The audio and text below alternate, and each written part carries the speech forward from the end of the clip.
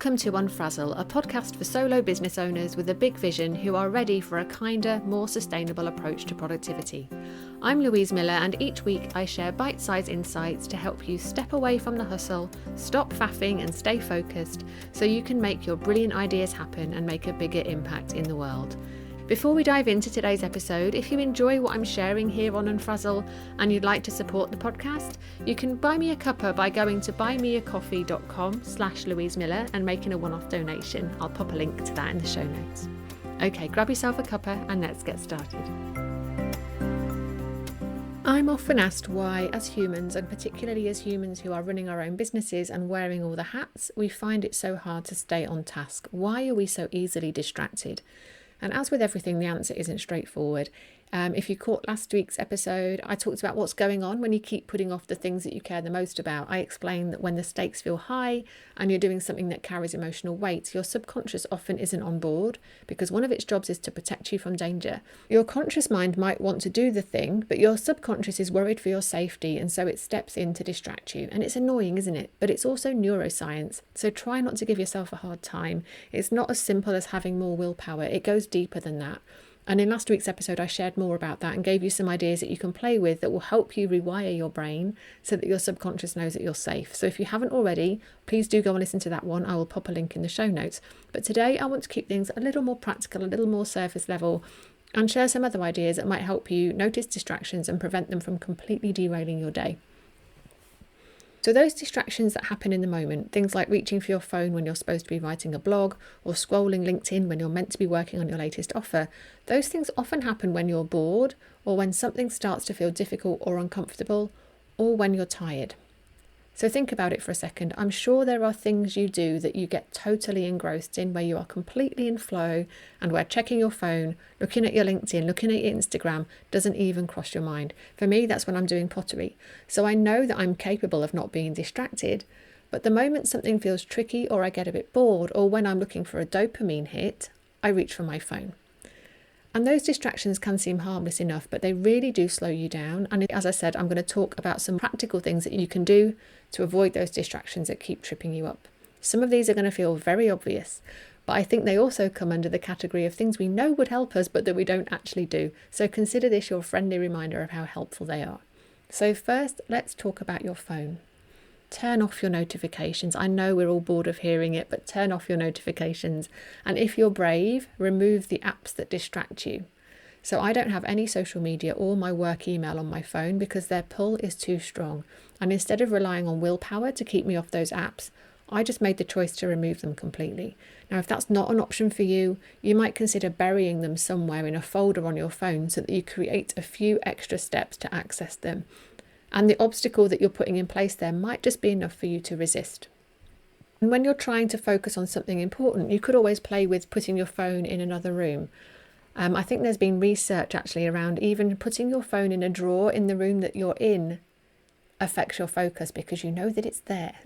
So putting the phone in a completely different room just again creates that bit of distance if you have trouble with your phone like I tend to. So now let's think about your computer. How many tabs do you have open right now? How many documents? And how many of those things are related to the thing you're actually working on? So again, I know this is annoying, but I would love for you to close things down. And in particular, come out of your email, close down your social media tabs, because being able to see that you have a new message just arrived is way too tempting. And will the world really end if you don't see that thing the moment it comes in? Usually these things are not urgent, are they? But the other thing I just want to speak to as well is that distractions are not just about the things that are going on in the world around us, right? We can also be distracted by what's going on in our own heads. So if that is something you struggle with, if thoughts about other things you need to do pop into your head and you're so worried that you might forget what that is, that you stop what you're doing and take action on those things instead, you might like to create a distractions list. So have a piece of paper next to your desk or a note on your phone if you prefer, and write those distractions down as they occur. And then you can give yourself some time to work through that list later. So once you know you won't forget and you've got a way of catching those distracting thoughts, distracting to-dos, it will be way easier for you to stay focused on the thing you were meant to be doing. It's also worth noting, I think, that if you have ADHD, you might actually need a low-level distraction to help you stay focused. So something that's running in the background, like a podcast or some music, you'll know what's best for you. Something that gives your brain just enough stimulation that it doesn't go off searching for that stimulation somewhere else. Give your fabulous ADHD brain a distraction on purpose to help you stay on task. Just keep that in mind. Me telling you to close everything down might not be the right thing for you if you have ADHD. And as I mentioned earlier, sometimes we reach for distraction because we're tired. So I've lost count of how many times I've wasted time scrolling my LinkedIn feed, not really seeing what I'm looking at because I'm tired and I need a break. So take the break. Get up and walk away. Glazing over and staring at my screen is not going to refresh me or give me my energy back, whereas standing in the garden for a few minutes or making a cup of tea might. So if you're tired, take a break. Now, there's something I haven't mentioned yet which underpins all of this and without which you don't stand a chance in the battle against distraction, and that is intention. And I know that word is everywhere right now. I use it all the time and I'm getting the sense that it's starting to get on some people's nerves. But without intention, you really are setting yourself up to fail. So I would love for you to practice being intentional, to be really clear about what you are choosing to work on in any given moment, and then doing your best to focus solely on that thing, get curious and pay attention. Notice when you feel the urge to switch to something else. Notice the discomfort of staying on task when things get boring, get difficult or uncomfortable. Sit with that discomfort. It will pass. And then carry on doing the thing you were meant to be doing and celebrate yourself for not falling into distraction. Now, you won't always catch yourself before you end up on Instagram or in your inbox, but the more you practice noticing that urge to switch, the easier it gets. And the very last thing I want to say that I want you to remember from all of this is that you are not a productivity robot, you are a human.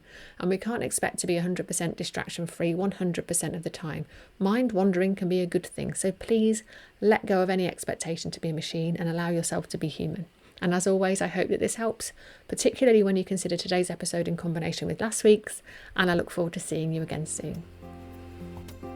Thank you for listening to Unfrazzle. If you enjoyed this episode, please subscribe and share it with a friend who needs a dose of calm productivity in their life. And I'd love it if you could leave me a rating or a review, as that will help more people discover the podcast.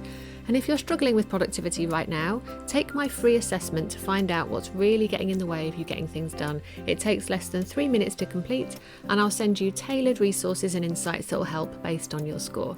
You'll find that at louisemiller.uk/quiz, and there's a link for that in the show notes. So thank you so much for being here, and I look forward to seeing you next time.